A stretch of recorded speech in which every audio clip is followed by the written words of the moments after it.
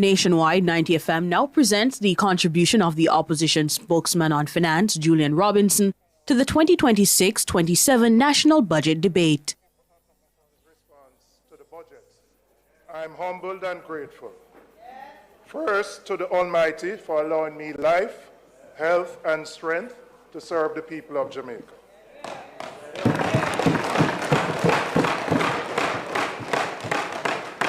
I'd like to thank my family, my father, who instilled in me my motivation for public service, my wife who is here, and my children.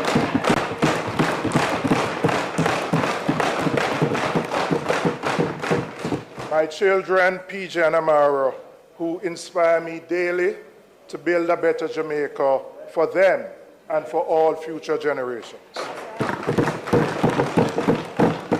On September 3rd, 2025, the People's National Party, under the leadership of Mark Jefferson Golden, mounted a credible performance in the country's 14th general election.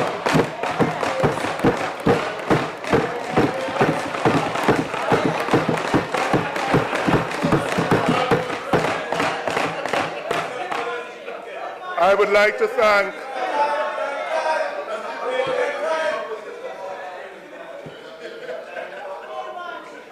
to thank the opposition leader for his continuing confidence in me.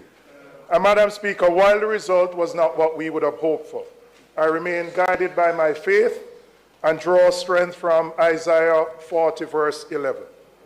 So do not fear, for I am with you.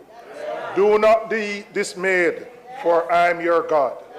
I will strengthen you and help you. I will uphold you with my righteous right hand.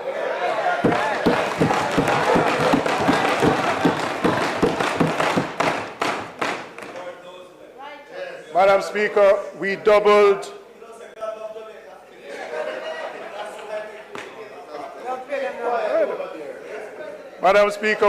our seat count from 14 to 28. The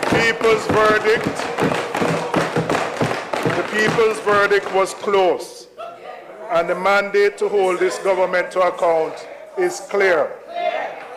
I take this opportunity to thank the 401,398 Jamaicans who voted for the People's National Party.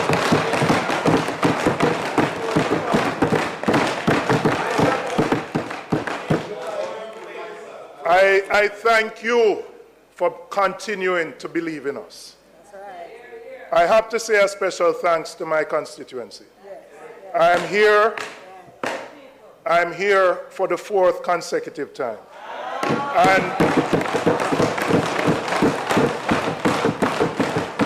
And the last election on September 3rd, I recorded my largest margin and the largest margin in the constituency for over 30 odd years.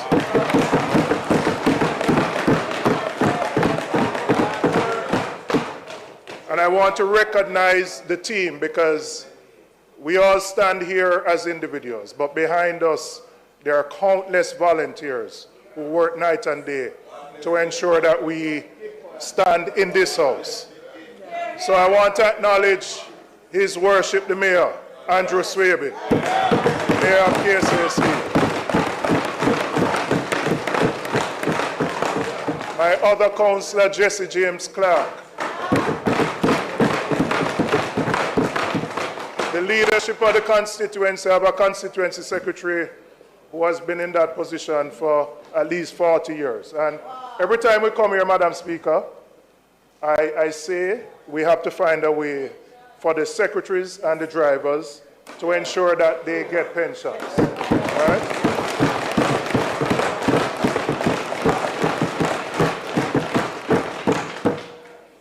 They work behind the scenes, and we appreciate in here what they do. I know the public may not understand it, but it is a career to ensure that we are here, and we have to look at the service and the terms and conditions of their service, so that when they retire, they can retire in comfort.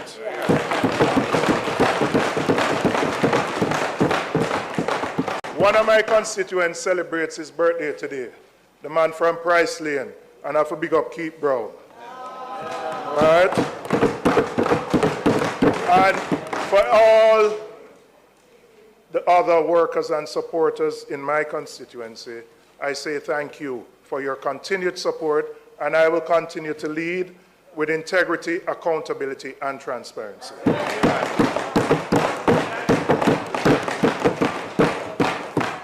Madam Speaker, late last year, and Maxine is my mentor, and I learned my politics from her. And Church Brother, at every occasion, I acknowledge the role she has played in where I am today. Madam Speaker, our country was hit by the catastrophic Hurricane Melissa, one of the most destructive natural disasters in living memory. The trauma and grief are still with us. I want to offer condolences to the families of our 45 brothers and sisters who were officially recorded as having lost their lives. Yes, we are resilient people, but for many of us, the weight of that trauma, that loss, and that grief still sits heavily on our hearts. In addition to those who lost loved ones, hundreds of thousands of Jamaicans lost their homes, their livelihoods, their livestock, everything they owned. And for them, the crisis is still not over. For many Jamaicans, months after the hurricane, it is still a daily battle to find food. Some don't have the money to rebuild their homes. They can't find a zinc, they can't find a board, they can't find the blocks. Some of them are still sleeping in their cars. Melissa affected the entire country, but she took direct aim at the western parishes and inflicted the most damage there. And it's not just an economic toll. Many become anxious when rain set up to fall right now. We stand in solidarity, Madam Speaker, with all of those who are still recovering from Hurricane Melissa. The alternate side of this disaster was the massive contributions of relief and recovery support from Jamaicans at home and abroad, locally and in the diaspora. In addition, we thank the overseas missions, the international... If you got 1 to 4... Many to name right now. But for those who, some sent a barrel, others made donations. But for those who, some sent a barrel, others made donations, people volunteered their time. Jamaica appreciates you and appreciates the contribution you have played in ensuring a recovery.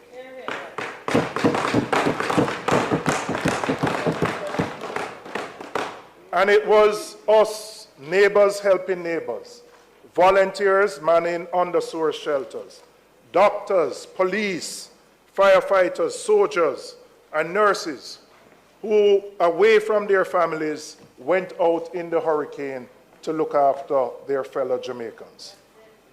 And it was we, the Jamaican people, who, after the hurricane, cleared roads with our hands and with machetes, helped each other to clean up their yards, provided water, tinned food, toilet paper, or whatever little we had to share.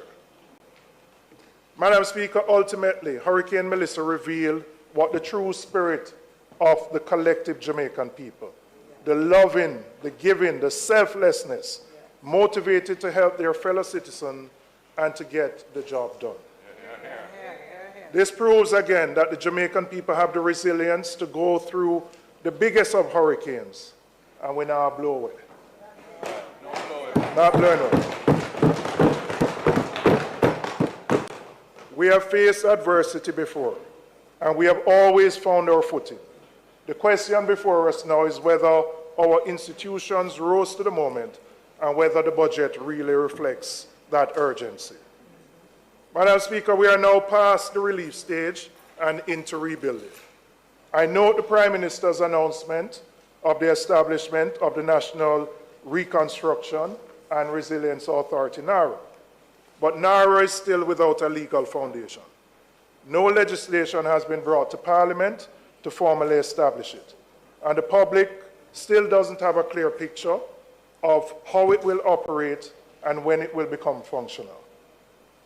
Similarly, I would say in light of the destruction in the West and the rest of the island, the $10 billion roof grant program, while important, is simply not enough to meet the needs that exist. Hurricane Melissa devastated Westmoreland, St. Elizabeth, huge parts of St. James, Hanover and Trelawney, but also affected other parishes, St. Anne, Clarendon, Manchester, and others, who experienced significant damage. Almost 5 months since Melissa, there are still hundreds of Jamaicans who go to sleep with no proper shelter.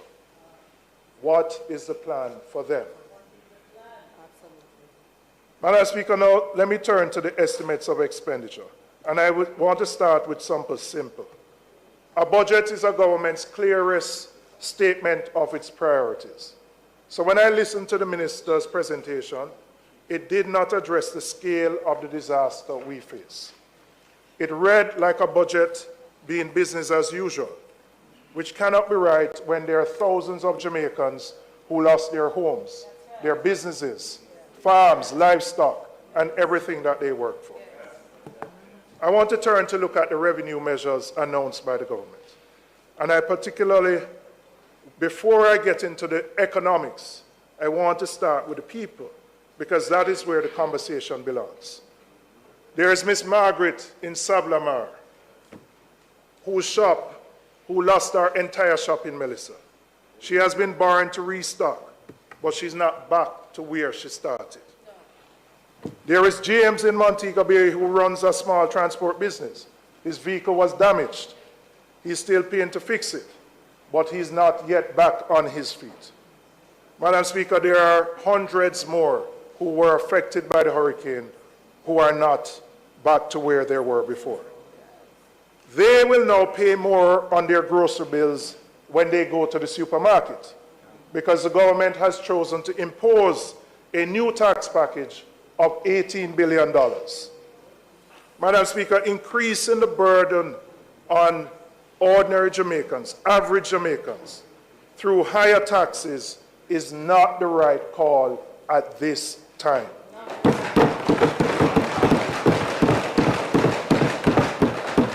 And we on this side do not support it. If we were at the wicket, we would have played a different shot. When an economy is contracting, meaning it is slowing down, raising taxes is a pro-cyclical response. What that means in practice is that you are applying pressure in the same direction as the problem rather than against it. The economy is already shrinking. The tax base has weakened, first by 10 years of low growth under this administration, and then by the hurricane. Businesses are earning less, households are spending less, and the government's chosen response is to extract more revenue from an already financially stressed population. That does not sustainably address the fiscal challenge. You are compounding the economic problem. The more appropriate response in these circumstances is what is termed counter-cyclical. And what does that mean? You push against the slowdown in the economy. You stimulate activity and create the conditions for the tax base to recover organically.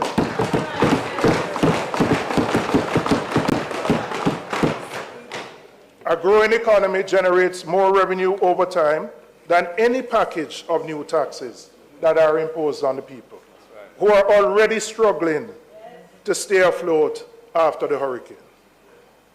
And beyond the timing, Madam Speaker, there's a real question of who carries the burden of these tax packages. The measures which were announced by the minister all fall disproportionately on those with lower incomes, including the elderly, the very people who are still struggling to recover from Melissa. Madam Speaker, I want to address the $10 billion levy on sugary drinks specifically, because the government has justified it as a public health measure. And that justification deserves examination. And let me say from the outset, we share the concern about the impact of sugar on the population and how that is impacting our healthcare system. The level of sugar consumption is a genuine concern and deserves serious policy attention. However, where we part with the government is what is being prescribed as the solution to that problem. If the primary concern is about reducing sugar outcomes, the government has more effective tools that can be used to do so. The government can mandate local manufacturers and importers to reformulate their products so that sugar content is reduced in those products and provide a time frame by which those manufacturers and importers do so, because it will obviously require some time to reformulate their, what they produce. This would reduce the amount of sugar people consume, and the government can do that. Now, I want to look at the assumptions behind this tax. The government is imposing the taxes on an assumption that there will be no reduction in the consumption of these drinks. Right. Yeah. The government anticipates to get $10 billion from consumption alone, which means that they do not believe that there will be health benefits from this new tax. Because if there was, there would be a reduction in consumption.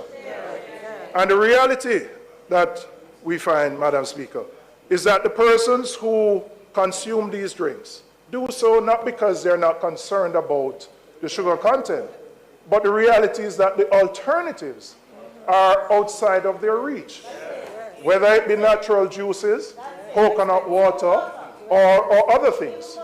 So many of them are doing it not because they have a choice, but quite frankly, given their disposable income, they do not have a choice. All right?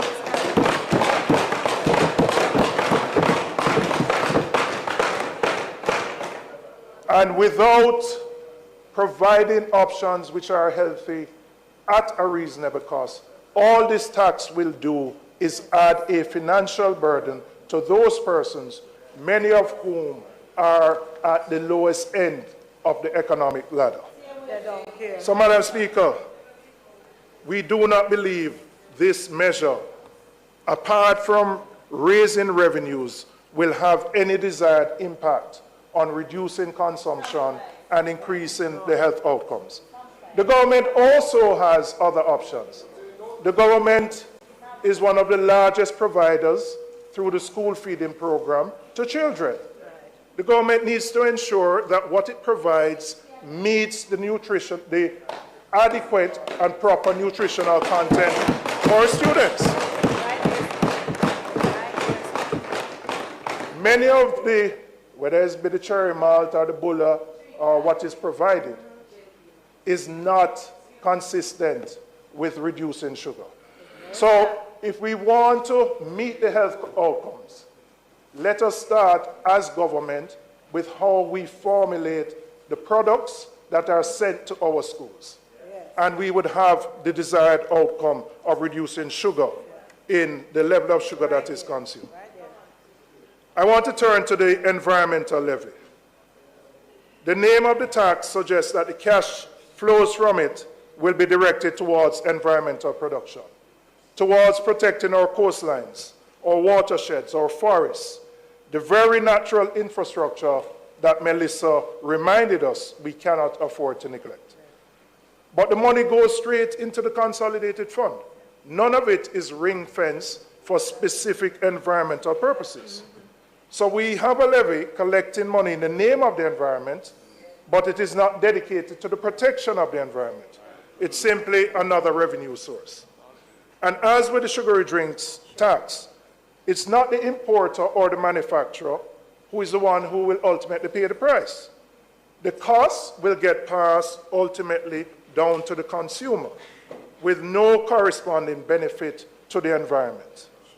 So, Madam Speaker, when I look at what is being proposed with both the sugary tax and the environmental levy, it is simply inflationary because the cost of the costs are going to drive up prices in the economy, and the burden is going to be felt by those who can least afford it.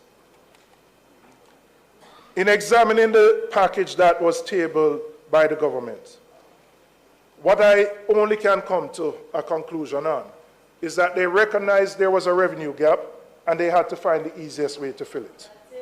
The measures are not calibrated to protect the most vulnerable. They are not designed around the specific circumstances of a post-hurricane economy. They are simply revenue measures which impact the poor the most. I want to turn to the digital services tax, because the minister's presentation on Tuesday left us with more questions than answers. When this measure was first announced, the reasonable assumption shared by many persons was that the tax would apply to subscriptions, for example, Netflix, Spotify, those streaming and digital services. That was the natural reading of a digital services tax and what obtains in many other jurisdictions that have implemented it. But from what the minister said on Tuesday, it appears that the intention is different.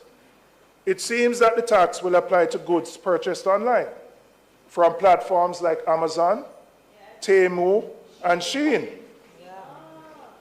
Now, Madam Speaker, if that is indeed what is being proposed, then a serious question arises.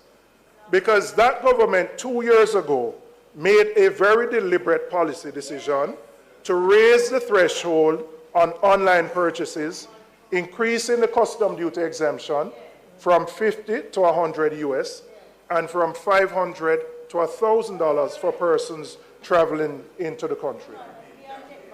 That was a conscious choice to reduce the cost burden to Jamaicans, and it was met with huge applause. Now, the digital services tax seems to be working against that relief. This inconsistency needs to be explained. You cannot, on the one hand, increase the threshold to give consumers a break, and then on the other hand, you take back what you have just extended. And so the minister said in her presentation that local retailers are feeling the pressure from online shopping. So the obvious question is, if that was the case, why then did the government 2 years ago increase the threshold to provide the relief, to now take it back from the very persons who you have provided the relief?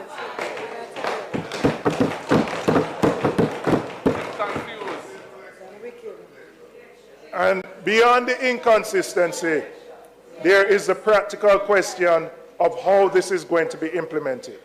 How are the taxes going to be collected? Who is going to be responsible for remitting it? What is the mechanism for enforcement across hundreds and thousands of transactions from foreign platforms? The minister owes the House an explanation. She has been here twice, and I must say, having spoken twice, it is as confusing as it was before. As to exactly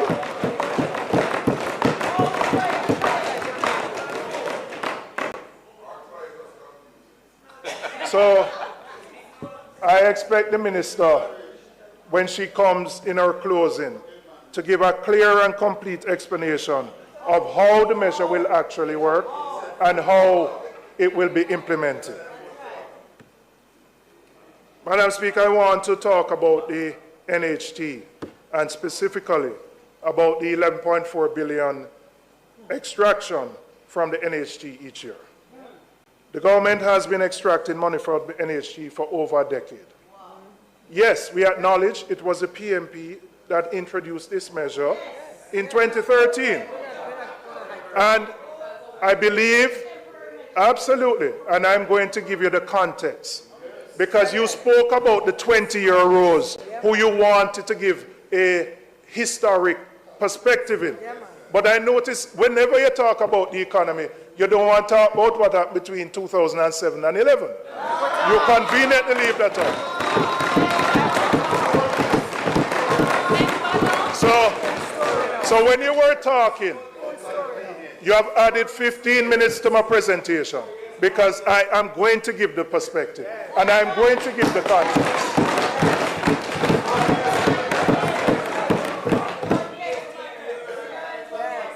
When we came to office in 2012, we inherited an economy on the precipice of collapse. And before that, let us recall.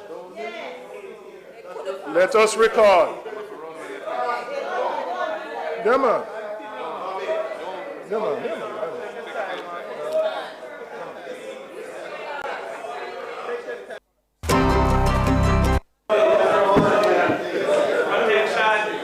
Member from East Central, St. James. You know, I consider you my father, so you have to listen to me when I talk, all right? East Central, St. James. You know, I consider you my father, so you have to listen to me when I talk, all right? But before that, Madam Speaker, we need to recall that the economy experienced 14 consecutive quarters of negative growth between 2007 and 2010, only to achieve a mere 1.5% growth in 2011. In 2011, the JLP abandoned and effectively ended the 27-month standby agreement with the IMF. And when I say abandon, you know, like how Tessa keep a school, and you're supposed to show up. Them run going at the yard and hide and never take the test.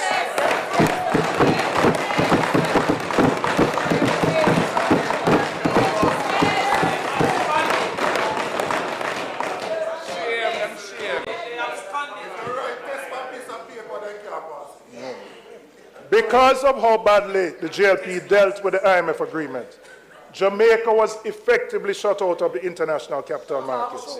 Our international financial partners had lost confidence in the country's financial management. We inherited that situation and had to renegotiate the IMF agreements from a position of considerable weakness. That agreement was one of the most demanding fiscal programs ever imposed on any country borrowing from the fund. There was a primary surplus target set of 7% that Jamaica was 7.5% that Jamaica was required to maintain, which was among the highest ever demanded by an IMF agreement. In fact, it was higher than what was demanded of Greece during its own debt crisis. That is the mountain we were given to climb. The NHT withdrawal at that time was one part of a broader package of measures designed to meet that primary surplus requirement. It was not a decision taken lightly or casually. It was a hard choice made in extraordinary circumstances with the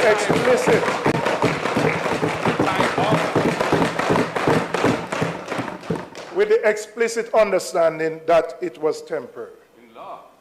No.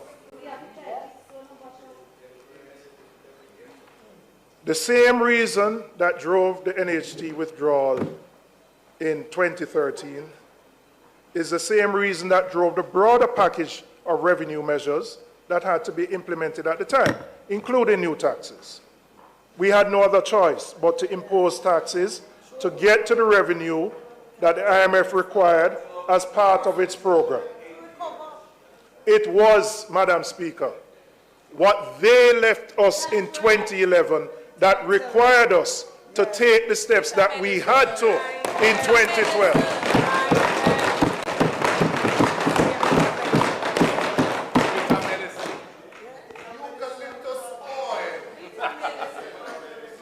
The hard choices, and I want to look at this chart, because the minister used it on Tuesday and said she wanted to explain to the 20-year rules, right? And so, yes, it is your chart, and I want to use it to explain to the 20-year rules why those taxes had to be imposed from 2012 to 2016, 2015. But there's been this, I don't know if I can say lie. about no new tax for 10 years. We've been hearing this misrepresentation that there's been no new tax for 10 years. But then I looked on the minister's chart. So what is in 2016? What is in 2017? That's a school bus, a new school bus. So Damien, when you go back to Ty Dixon, I want you to ask your constituent, what can go so?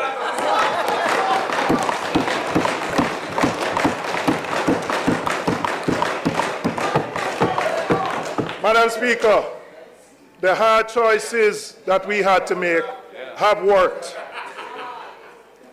The PMP established Jamaica's macroeconomic fundamentals under the leadership of then Prime Minister, the most Honorable Portia Simpson Miller,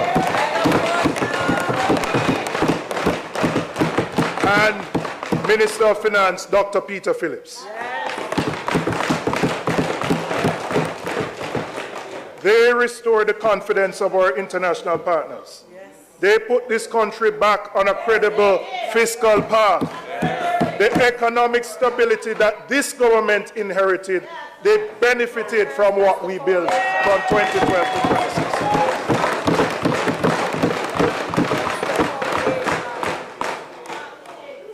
No, Madam Speaker, if we're going to have a history lesson, we must just do it honestly. We can't pretend that everything on this side has been great.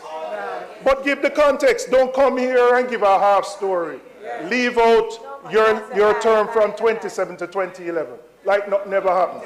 That we just get up in 2012 and inherited some better roses. Give the proper context so that the same 20-year-olds we are talking to will know. Tell the people the truth.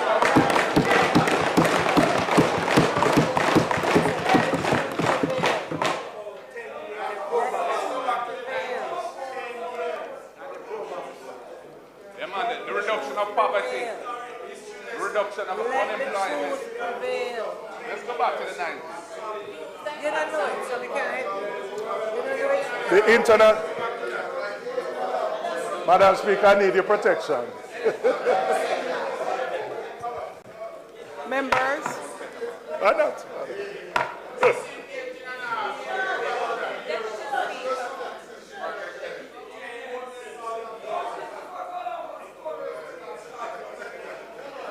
Madam Speaker,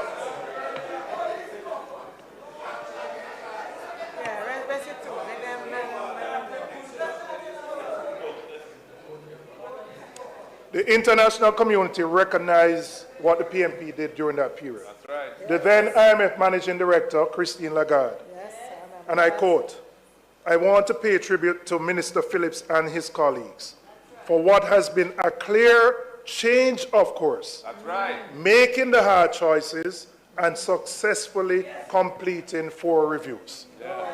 We never run from it. We never go into the schoolyard and say we're not take the test. We knew it was difficult. We faced it. We knew it was painful, but we knew it was in the best interest of the country to do so.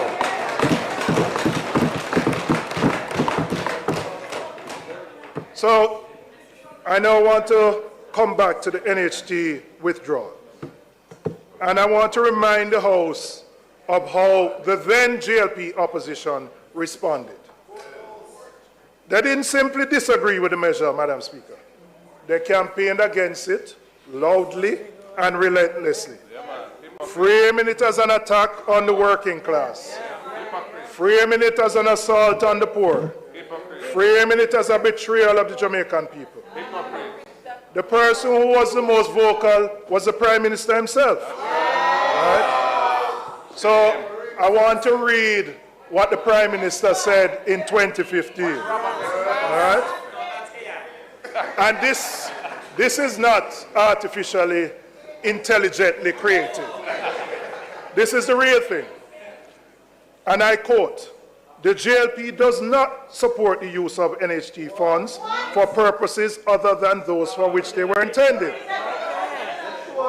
The NHT mandate is clear.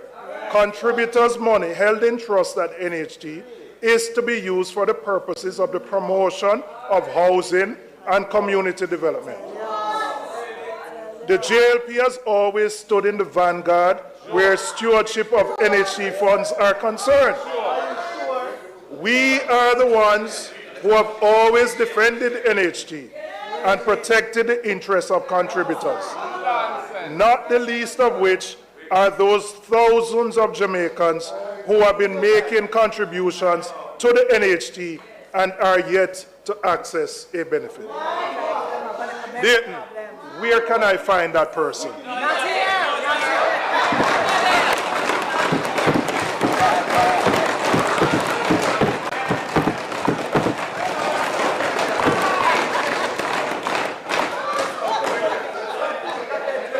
Madam Speaker,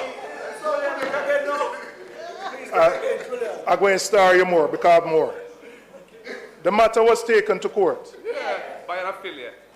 They didn't go up front, but somebody went up front. Yeah, man. And they lost. Yeah, they lost.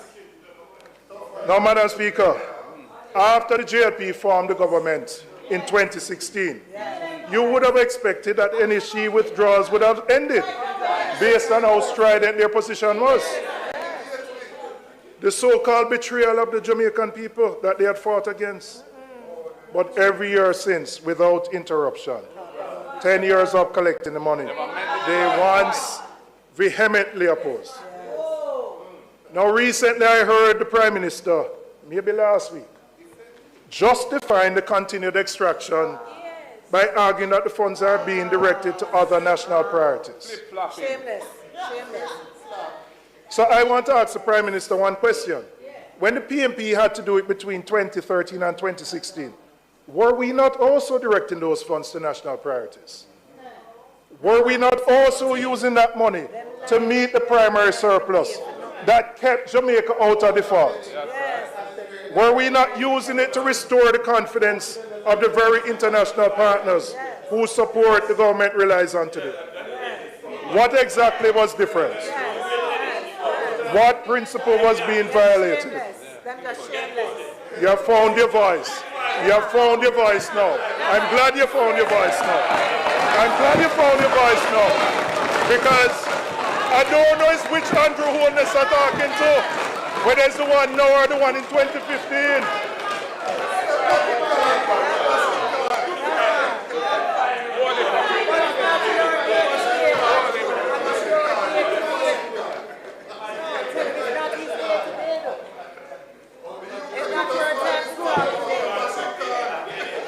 So what was different?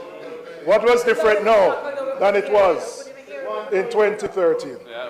The only thing that was different was you were on this side and we were on that side.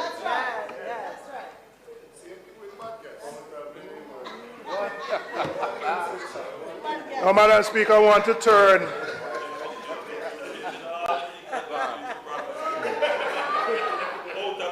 No, listen, allow him to talk. Allow him to talk. Nobody's interrupting you. All of them couldn't hear you will listen. All of them couldn't hear you will listen. All right, don't interrupt him. Don't interrupt him. I never expected you to get so agitated. You're going to speak next week Thursday, you know, and we will listen to you next week Thursday. And I don't intend to enumerate all the things over the last 10 years. You want me to? Okay, all right. Madam Speaker, I want to address something about the framing of this budget and how the revenue measures have been presented to the public. Yes, the country has suffered a major catastrophe through Hurricane Melissa, which has damaged the country and impacted the government revenues. But we need to look beyond that and go back to the last 2 years to see how the government has been balancing the budget. In the two previous consecutive years, the government securitized future revenues from the Norman Manley International Airport and the Donald Sangster Airport, raising over 70 billion in 23-24 and 60 billion in 24-25. Read the bond. What that meant is that they sold off 12 years in one case of future revenues, and then 10 years of future revenues to ensure that they could fund the budget. And the analogy that I would use is like you go to your boss and you're under some pressure, and you say, boss, give me a salary advance for the next 12 months. And you use the money for deal with the rent and all the other things. So when next month comes, you can't get another advance. So you have to go find something else. So this is next month. So having sold off the revenues of both airports, Nothing more to sell. there is nothing more to sell So them must tax you instead. to meet the recurrent expenditures. Tax you instead.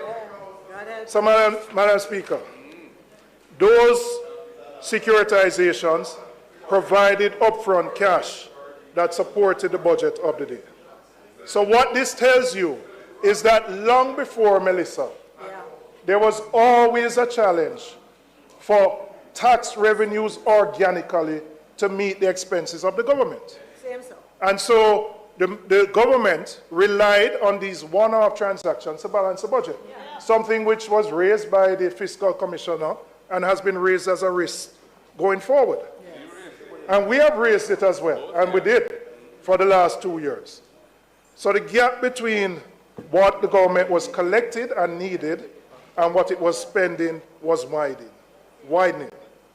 Those pressures existed before Melissa came. Poor management. Before Melissa came.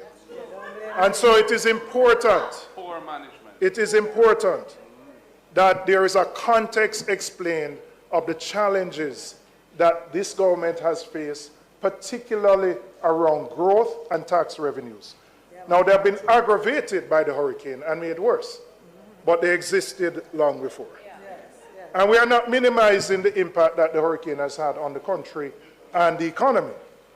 But the Jamaican people need a context and an honest explanation as to the fiscal challenges that existed and that they existed long before Melissa hit our shores. Madam Speaker, I want to turn to what we would do differently. The government has looked at the revenue gap and has reached for the imposition of new taxes to fund the budget.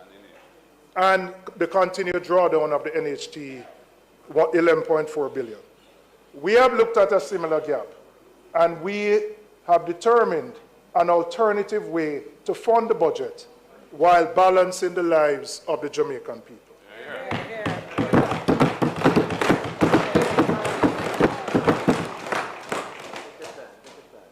Madam Speaker, we have always said that compliance can bring in more revenues than simply raising new taxes. And I am recommending the implementation of an electronic invoicing system for the tax administration of Jamaica. Needed long time. The first source of this revenue would be this electronic invoicing system, which we estimate would generate an additional 8.6 billion in tax revenues. And I will explain how I came to that figure. Currently, and what this electronic invoicing does. So currently, when businesses make sales, they're required to upload their transaction records, Okay, dude, don't complicate getting back in shape after deliberately evading the obligations, although that happens. But because it is a system where the seller is responsible for submitting the records. Because it is a system where the seller is responsible for submitting the records. Transactions can go unrecorded, uploads can be incomplete, and there can be a gap between what was earned and what was reported.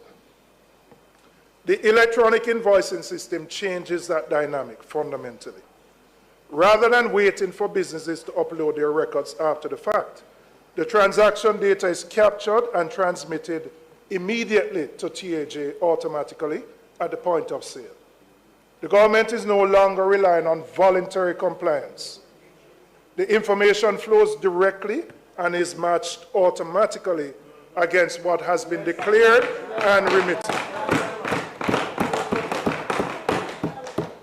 the scope for under-collection shrinks considerably because the data is already there, verified and auditable, without the business having to do anything beyond completing the sale. We have looked at case studies in other parts of the world, in particular, the impact that electronic invoicing has had in Central and Latin America. In Mexico, where this has been implemented, declared revenues increased by 14% in the 3 years after the electronic invoicing system became mandatory. In Uruguay, VAT, which is the equivalent of our GCT, and corporate income tax collections rose by an estimated 3.7% when the system became compulsory. In Peru, taxable sales reported to the tax authority increased by 7% in the first year alone. Chile, which pioneered this model in Latin America, saw over 8 million electronic tax documents being processed monthly at the point of maturity, covering more than a quarter of all tax documents issued in the country. The pattern is consistent wherever this has been implemented. Better data means better compliance. And better compliance means more revenues from the same tax rates without asking anyone to pay more than what they owe. That's right.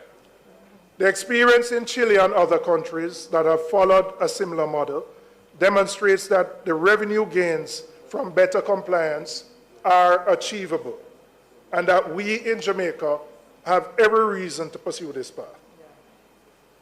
In the 26-27 fiscal year, the government is projecting GCT receipts of $318 billion and SCT, special consumption tax receipts, of $112 billion, a combined total of $430 billion in these indirect tax inflows. We are conservatively estimating that 2% of that total, and I'm saying conservative because I'm looking at the fiscal year 26-27, and accepting that you may have some growing pains with the implementation of this system. Although the case studies across the region point to much higher impact when it is implemented. So we're being conservative, that a 2% of the 430 would yield 8.6 billion. And that is money. This is not new taxes.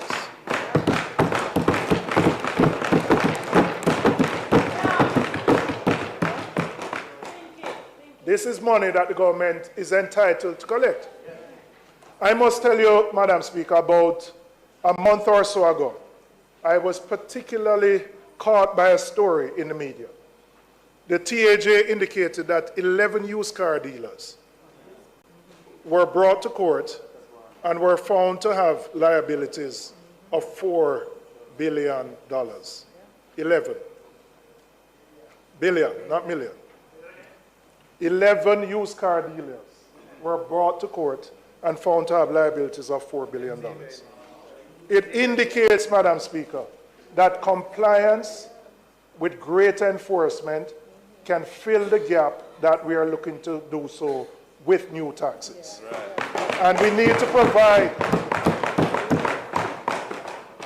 provide the tools and the technology to TAJ to give them the authority. And this only works when it is mandatory. So there may be legislative changes that are needed to ensure that we can collect the full gamut of taxes that are out there. Madam Speaker, the next second revenue initiative we are proposing is the establishment of a digital nomad program. And I'll explain what that is. That is a special legal permit allowing remote workers, freelancers, and entrepreneurs to live and work in Jamaica while employed by a company or clients anywhere in the world. Every year, 4 million tourists visit Jamaica. We have the brand, we have the climate, we have the culture.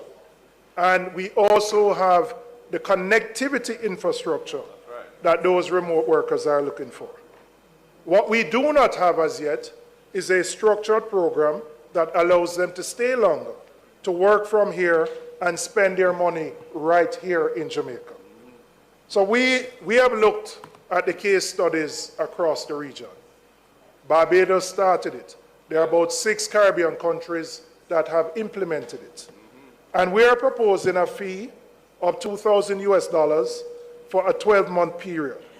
And we have estimated of the 4 million tourists that we would be able to get 5,000 of these digital nomads coming to stay in Jamaica in the first year.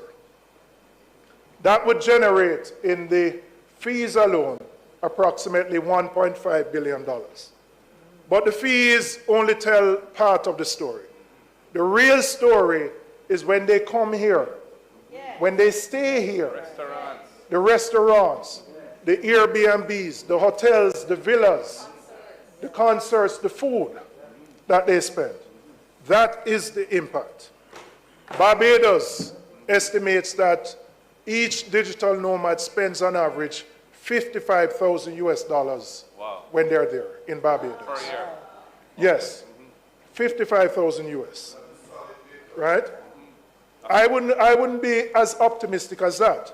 But if I estimate that in Jamaica, an average 6-month stay could yield a spend of 25,000 US, which is about $4,000 a month. Jamaica could realize the economic benefit of 125 million US dollars or 19.5 billion Jamaican dollars. Wow.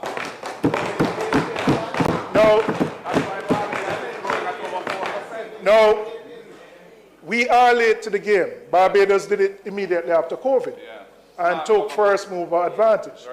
But we do have many advantages which other countries in the region don't have. And a structured program can yield significant benefits to the people of Jamaica.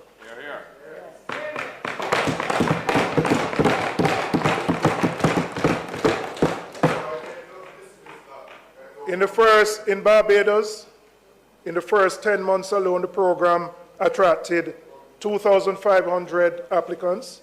It contributed over $100 million US dollars in broader economic activity in that country. We have a lot more that we can offer. We just need to put in place the framework and promote Jamaica as a location for digital nomads. Madam Speaker, I want to look at where some of the other areas that we intend to get some revenues from.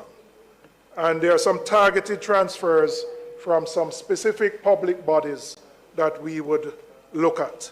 Public bodies that have demonstrated surplus capacity that will not have any negative direct impact on their operations. The government is projecting for this coming year to withdraw $9 billion from the Bank of Jamaica. We would take an additional $1 billion to bring the total to 10. Now, I want to make a distinction. This is not the NIR. These are surpluses that are generated from the profits of the BOJ. We also looked at other public bodies who have surpluses, and I looked at the FCJ with a net surplus of $3.14 billion and profits of $5.15. And we would do a transfer of $1 billion from there. So, Madam Speaker, some of these institutions have demonstrated with their performance these surpluses, which, if put to the central government, would not affect their core operations. Madam Speaker, I'm coming back to the NHT withdrawal. We have said so before, and we are committed to ending the annual extraction of $11.4 billion from the NHT.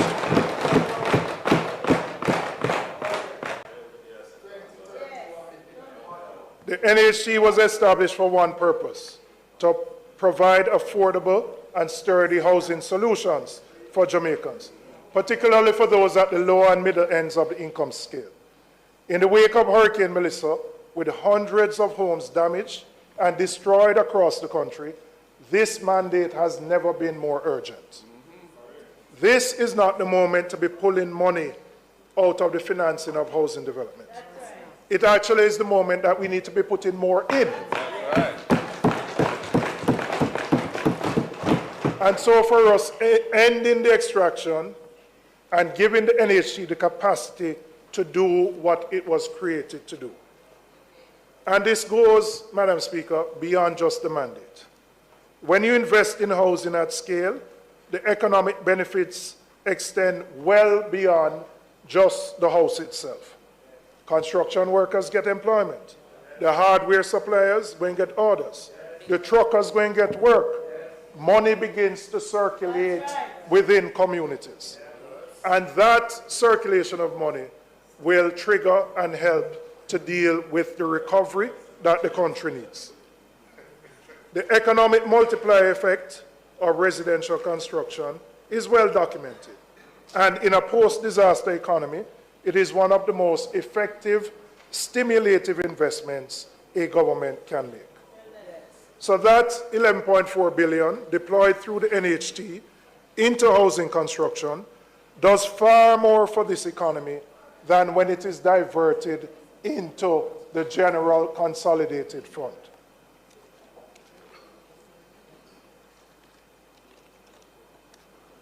So, Madam Speaker, we would end the NHT drawdown and ensure that the funds go to those who have been most affected by the hurricane and those Jamaicans who struggle, work hard, and cannot find a house to buy.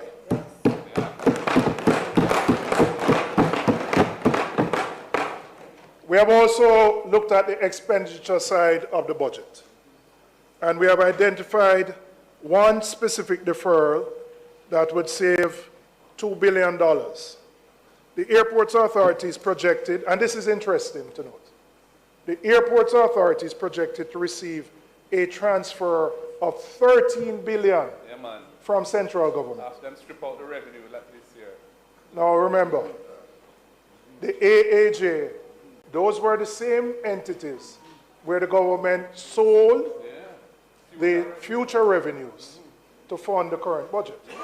And now, those same entities are receiving significantly higher support from central government. 13 billion, a figure much higher than has ever existed in any point in time. And because the revenues have been taken from the AAJ is now dependent on central government. Some big deficits. The AAJ had earmarked $2 billion for the construction of a new corporate head office. We are proposing a deferral of that expenditure to the next fiscal year.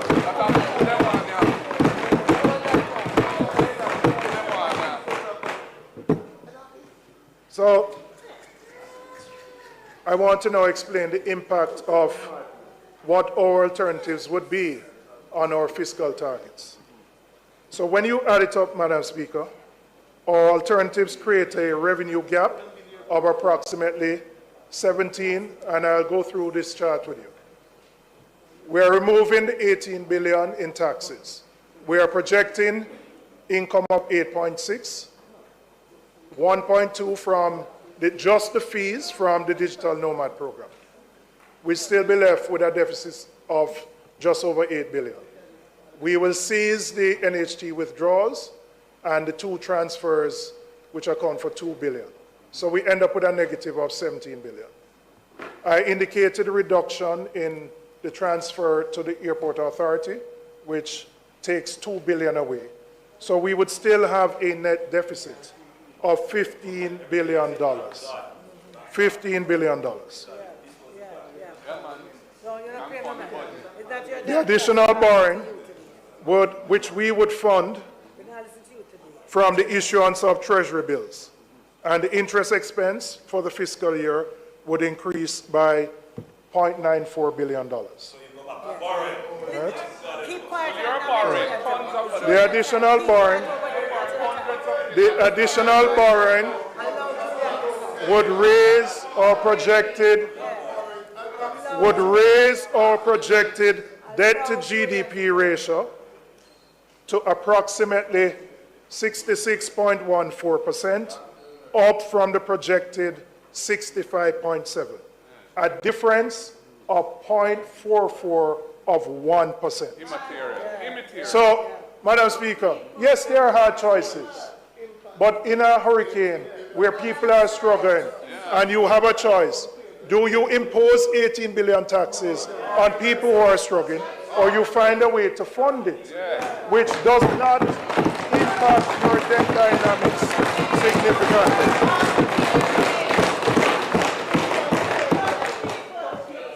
And we do so in a responsible way.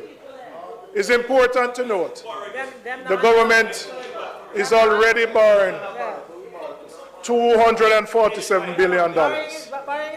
And we have shown our proposals vis-a-vis the JLP's proposals. And I'm going to go into the detail of that. Right? But the difference is not significant or material. And then let's look at the difference. No, listen, man, leave the man, make him talk. It's not your time. It's not your time. Allow Julian make him talk. And we're making better choice. Next week is For the current situation. The only thing I would encourage you to do, don't talk for 5 hours again, all right? All right. Because last year you keep us for 5 hours, all right? Now, when we look at the impact of our proposals versus theirs, it moves our debt to GDP ratio by 0.44 of 1%. 0.44 of 1%. Now, Madam Speaker, we have to balance.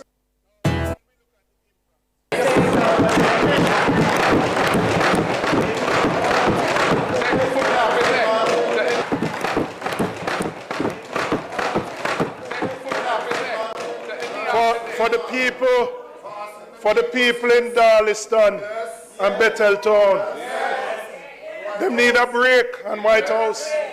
For your people in Russia, they can't take no more taxes right now. Right? We have to ease the pressure for them. Madam Speaker,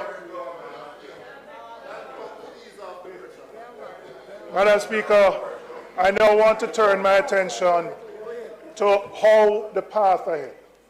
Because the reality, we have had low growth for the last 10 years, notwithstanding external shocks. And even when you recover from the current Hurricane Melissa, the government's own projections are for 1% growth after 2029. You know 1% growth cannot generate the tax revenues that we need to provide the services that the country needs. So I want to now look at how we can actually grow the economy, improve our tax revenues, restore the base so that we don't have to impose taxes on people. The immediate priority has to be restoring Jamaica's productive capacity to at least the levels that existed before Hurricane Melissa. But that must be the floor, not the ceiling. Recovery must be the starting point, not the destination. And any government that presents recovery as an achievement in itself is setting an unacceptably low bar for what the country can and should become.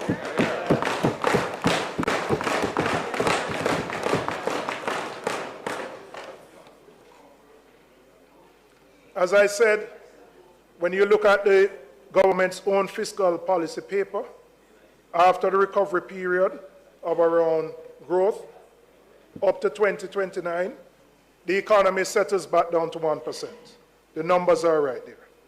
So, Madam Speaker, what will we do differently to ensure that we can achieve growth? And I first want to start with the issue of energy.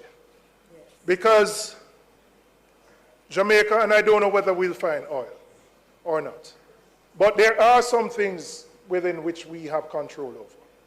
When we were last at the Wicked Phillip, we had set a target of generating 50% of our energy from renewable sources. It was then, by 2030. We know we're near that. We know we're near that not because of Melissa, not because of COVID, but quite frankly, just bad management on their part. When we issued in 2013 the request for a proposal, that led to a build-out in 2016. It took that government 8 years to issue the next request for a proposal. 8 years. Persons were selected in 2024. It will take them 3 years or so, or more, because they have to look for the financing, they have to negotiate their private power purchase agreements, and they have to build out their infrastructure. So we're not going to see the impact of more renewables on the grid till probably 27 or 28. Now, we are faced with the prospect of oil prices of over $100 and going up. And while we can't control what takes place in the Middle East, we have control over what we can do here.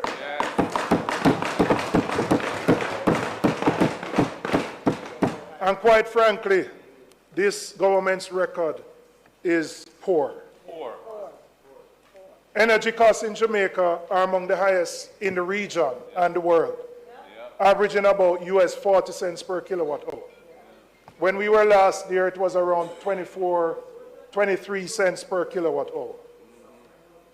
What we would do, we would ensure that large customers, those in the special economic zones, can contract power directly from generators. Now, why is this important? We cannot attract manufacturers, assembly-type operations with the high energy costs that we have. And so our prospects of economic growth will not materialize unless we can bring the cost of energy down. And it can be done quicker in those SEZs without changing any license. We would be separating dispatch, transmission, and distribution into a properly regulated structure with distinct licenses. We would disaggregate the electricity bills so that consumers can see what they're paying for, broken down into generation, transmission, distribution, system losses, and supply charges, because we believe transparency is important towards accountability. On renewables, we would scale up net billing, which you started, power wheeling. Yes, started by the member from East Kingston and Port Royal.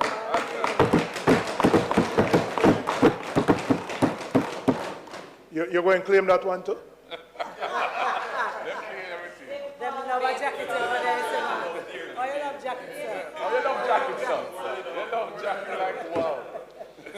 So we would scale up net billing and power wheeling for distributed generation, expand solar technology for residential use, and introduce more flexible service and payment options so that the transition to cleaner, cheaper energy is accessible to ordinary Jamaicans and not just those who can afford the upfront costs. We would also ensure that vulnerable populations, including senior citizens, benefit from discounted rates, because the burden of high energy costs falls heavily on those who are least able to afford it. And we would tackle the issue of energy theft in a real concentrated way. You know, the issue, I don't know that there's a great appreciation for the impact that this has on the bills that every JPS customer pays. It adds 20%. But there's a perception that the people who are consumers and not customers just do it because them just want teeth light. It's not so. They can't get a meter from JPS if their house is not wired. And the cost of wiring a house and getting your meter passed by the government electrical inspector is beyond the reach of the majority of people who find themselves in that position. So even if they want to change their status, and my experience has been Many of them want to. Them don't want police to run them down and pull down them throats. But they simply can't afford to wire the house and to get the meter. And that requires more intervention from the government. Something has been done, but really what was started is insufficient. Totally. And if you don't deal with it, you can't address the high energy costs that the country faces. And so we would take a comprehensive approach to dealing with the issue of energy theft and giving options to persons who want to make the decision to move from being consumers to being customers of JPS.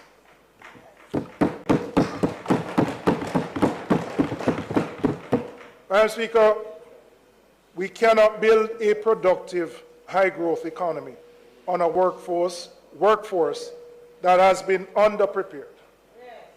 And the emphasis must be on the foundations, literacy and numeracy at the primary and basic school levels. Because if we fail there, the investment that is required further up the education ladder is significant to compensate for students who leave primary school and can't read and write. One of the biggest complaints that members of the private sector have said is that their greatest impediment right now to growth is that they can't find people to work. They can't find people to work. Of course I'm saying it, yeah. But I don't come to the same conclusion you may have. All right. But every one of us in here as MPs can identify many persons in our constituency who are looking for work. So that mismatch between the needs of employers who say they need people, and then on the other hand, constituents who are within 18 to 65 looking for work continues to widen. But we have to close the gap. We have to close that gap. Because importation cannot be the answer to that solution. And so the investments that need to be made at the basic and primary level have to be stepped up so that every child who leaves a primary school can read and write, can do little maths, the 3 R's. Because if that foundation is created, we will have enhanced productivity and greater revenue growth and economic prosperity. But we also need to ensure that children who have special needs are included and resources provided so that they can function in the education system. There are too many, particularly boys, where the teacher them say, why the boy give so much trouble? He can't sit down at the class and listen. But they may be undiagnosed, right? They may be undiagnosed because the parents can't afford to get a private diagnosis, which costs $50,000 and up. If they register at MICA, which provides the service, is a 2-year waiting list. And so too many of our children who are not performing at the level that they need to are children who are undiagnosed. We need to ensure that we get to the root of that.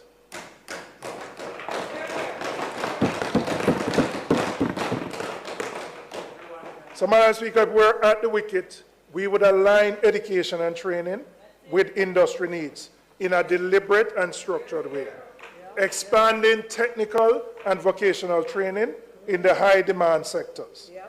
Central to this is reforming heart.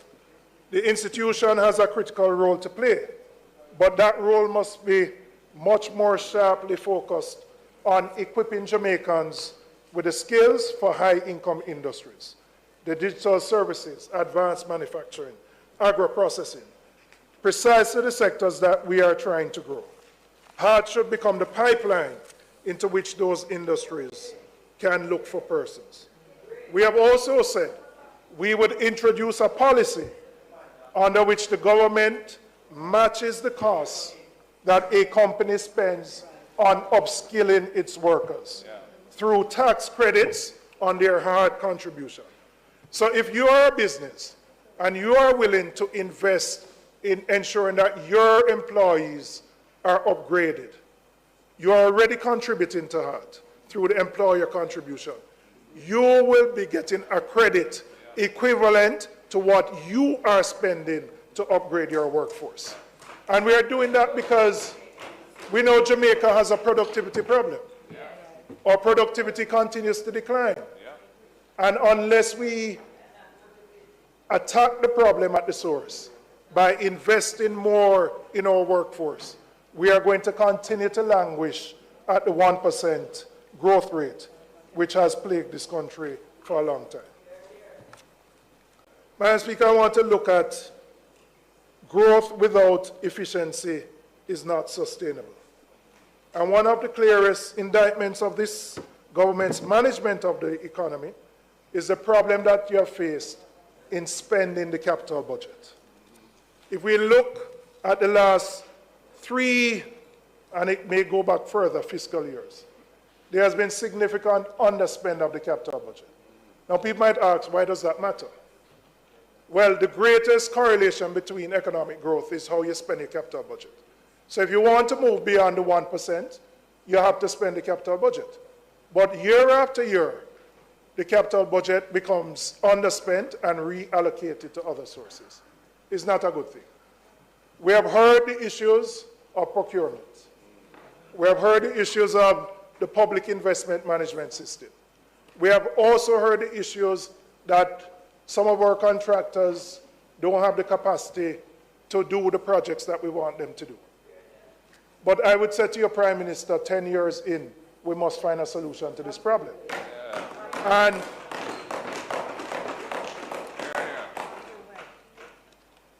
I want to say specifically to you, you have the right to organize the government the way you want as Prime Minister. But when I look at the capital budget for both central government and public bodies, 60 to 70% of the capital spend sits in 2 ministries, Ministry of Economic Growth and Infrastructure and the Office of the Prime Minister, which are headed by you. Now, you might say you want to facilitate that on your own, but then it must become a bottleneck. When all of those big agencies, from NHT, Port Authority, UDC, factories, as public bodies, and then central government, I'm urging you to rethink this, to look back at this structure. Because what you may have envisioned as making things flow quickly, it has not happened. And the evidence of it is the level of underspend of our capital budget. And if we're going to move the country forward, we have to unclog that bottleneck that is preventing those monies from being spent in the economy.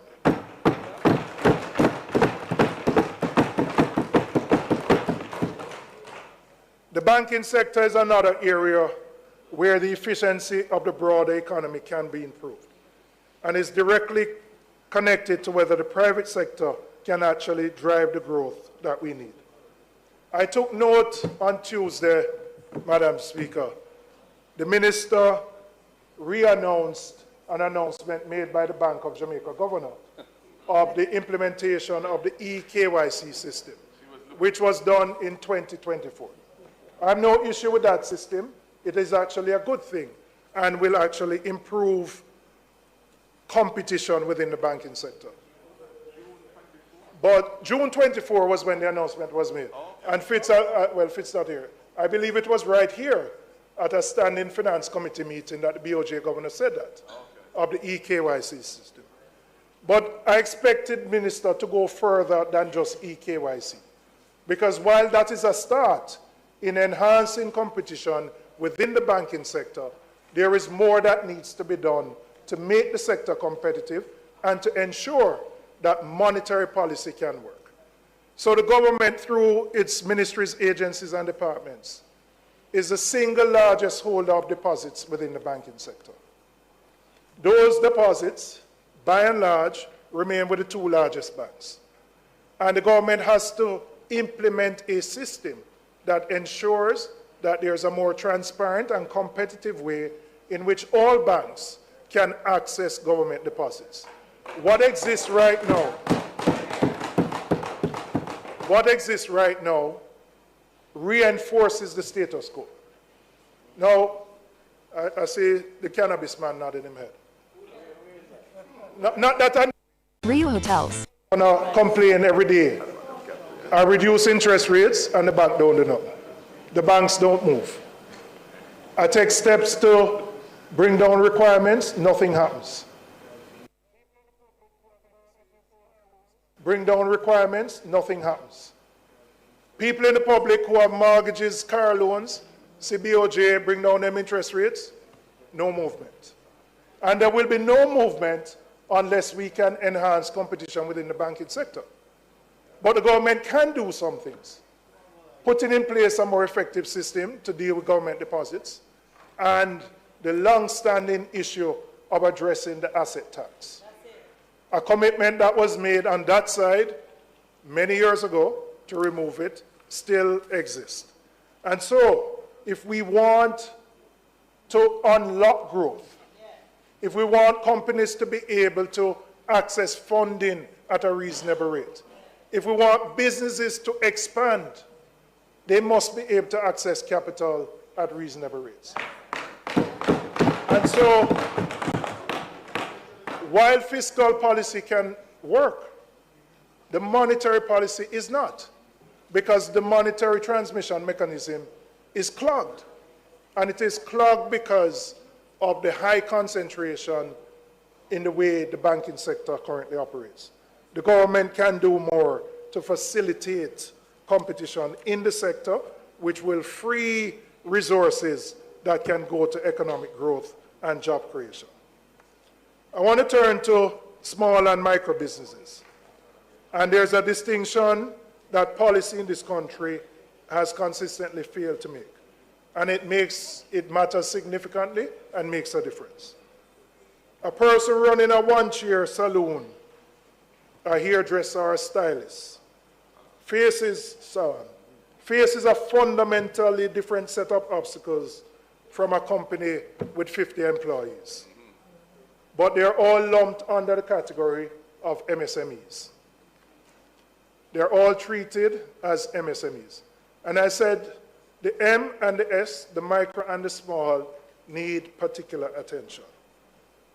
In most cases, they are informal, but they face a particular paradox.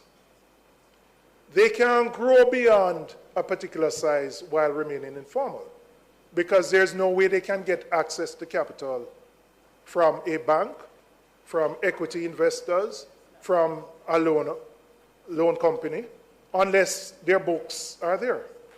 Nobody going to give them money unless they can provide audited financial statements. But they prefer to stay informal because they don't want to deal with TAJ. And that's just the reality. And so we have to find a way to incentivize particularly the M and the S to come into the formal system. And there are ways in which we can do that. We proposed a holiday where for new businesses, MSMEs, that once they file, which means they're coming into the formal system, they would not be required to pay taxes for the first 3 years of their operation. Now, you might say, I'm giving up revenue. But quite frankly, in the first 3 years, they don't really generate any profit. But the benefit you get is that you bring them into the formal system. They have to keep proper accounts. And so that they can access the capital markets to grow and build their businesses. And once they do that, when they get into the position where they have to pay taxes, they will be paying taxes at a much higher rate. But unless we can break that barrier of informality, we are restricting the growth that can exist in the country. And some more needs to be done to bring those entities, the micro and the small, into the formal net. Madam Speaker, I want to address what the Minister said about the MSMEs on Tuesday. She spoke about the set-aside provisions to ensure that a part of government's revenues would be set aside for the MSMEs. That was announced by that minister in 2019 and announced again in 2020. The former Minister of Finance. The former Minister of Finance. Madam Speaker, it has taken 7 years. Another announcement by the minister on the same thing. I don't know what has happened in the 7 years, but when I talk to people in the sector, them say nothing. But we have another big announcement made on Tuesday, that those set-aside provisions will, for procurement. So to be clear, we're talking about ensuring that government, who is the largest player in the economy, sets aside particular sums that MSMEs can participate in procurement. 7 years later, there has been no meaningful progress made on this. They're hopeless. Mismanagement again. Now, when we talk about growth and the need to grow the economy, this is a low-hanging fruit that we can implement. If our MSMEs can participate more in government procurement, their businesses will grow. They will employ more people. They'll pay more GCT, more income tax. That's how you grow the economy. So there are things that are within the control of the government that the government can do to ensure that we facilitate growth. And I would say to you, Minister, the sector is looking for action here. No more talk, not a bag of mouth. Action here.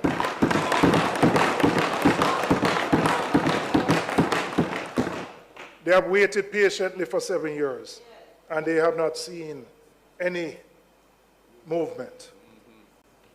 Madam Speaker, on the emerging sectors, Jamaica has genuine opportunities in digital services, agro-processing, logistics, the creative industries, and cannabis. And these are not abstract possibilities. These are real. The foundations already exist. What is missing is the deliberate policy support, access to capital, and the regulatory frameworks that will allow these sectors to move beyond potential to actual contribution. And again, if we are serious about growing the economy, these are the sectors that we need to give priority to.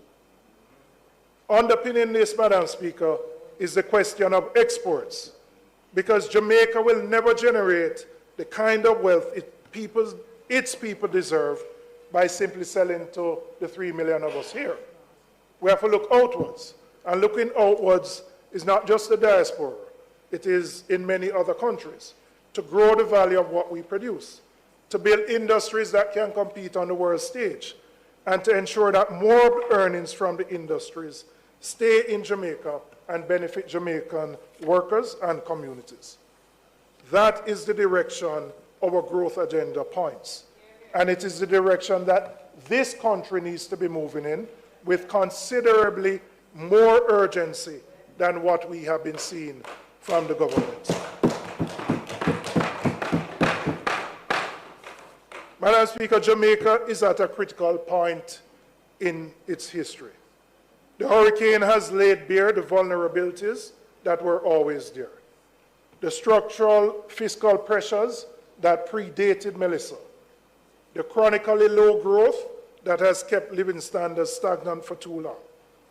The public institutions that were not ready when the moment demanded them.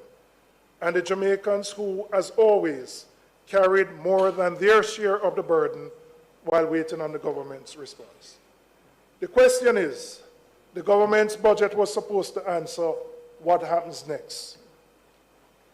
How does this country recover, and how does it grow in a way that actually changes people's lives? The budget that has been presented falls short in this regard.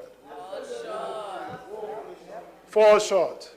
It falls short for the woman in Sablamar who lost her shop and is hoping for some ease to the predicament that she faces so that she can send her children to school. It falls short for the man in Mobay whose car was destroyed in the hurricane and who wants to get this taxi business back up and running. And he might have a loan. It falls short for the man in Katadupa, the farmer, who we need to produce so that we can import less and we can supply our hotels.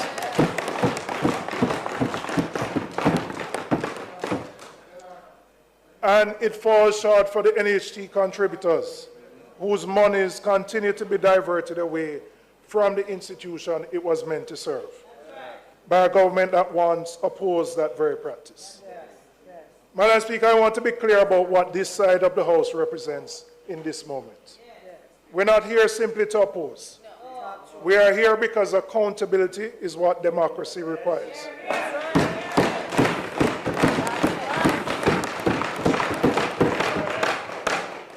And because the Jamaican people deserve a parliament that takes their responsibility seriously and discharges it honestly. That's right. So when we critique the government's budget, it is because the choices made in that document have real consequences for the people. And the people deserve to know that those of us on this side of the chamber are examining those choices carefully and offering a genuine alternative. Madam Speaker, Jamaica's best days are not behind us. They are ahead of us. If we are willing to make the choices that will get us there. We are not a small country with small ambition. We are a small island that has already shown the world what Jamaica is capable of. And we have barely scratched the surface of what we can become. Madam Speaker, we have presented an alternative to what the government has proposed. We have sought to balance the lives of the people while balancing the books. We have looked at the impact of this hurricane and the devastation it has had on so many Jamaicans.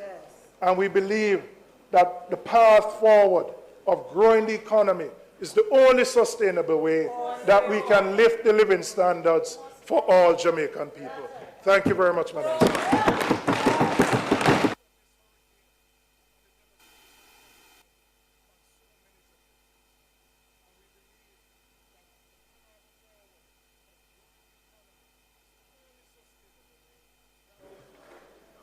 House Leader.